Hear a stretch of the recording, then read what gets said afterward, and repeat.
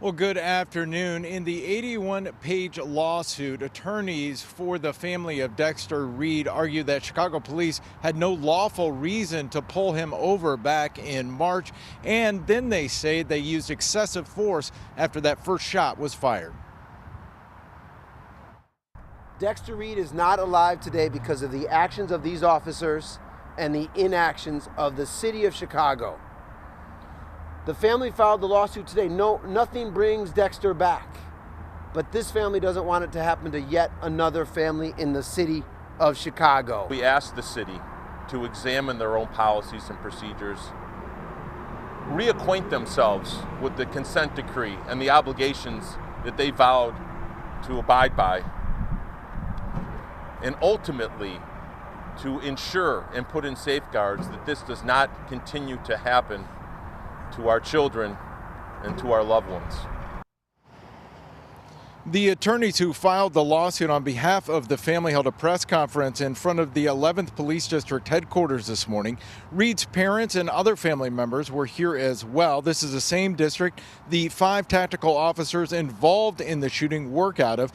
They accused the city and police department of not following its own procedures and failing to comply with the federal consent decree put in place after the Laquan McDonald shooting.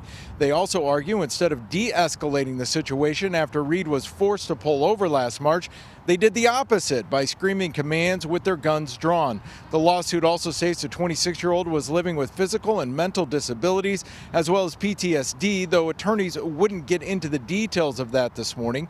Police records show Reed was out on bond for a firearms charge and retail theft at the time of the shooting. Body camera video of the March traffic stop and shooting was released to the public a few weeks ago. It shows Reed in the driver's seat with 5 plainclothes officers rushing out of an unmarked car toward the 26-year-old. Copa says Reed was pulled over for a seatbelt violation. Copa also says Reed fired first, hitting an officer in the arm.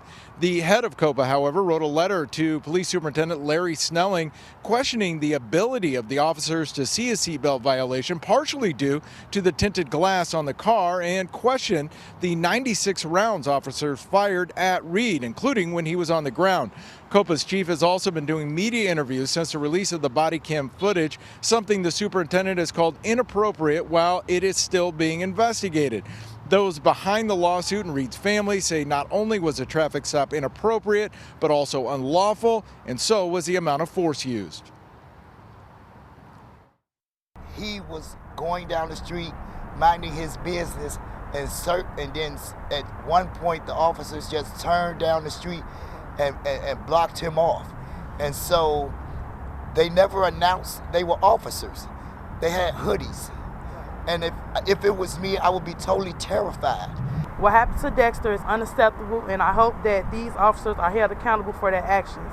They need to be taken off the streets, locked up, and they should not be on the streets as a tactical team scaring anyone else.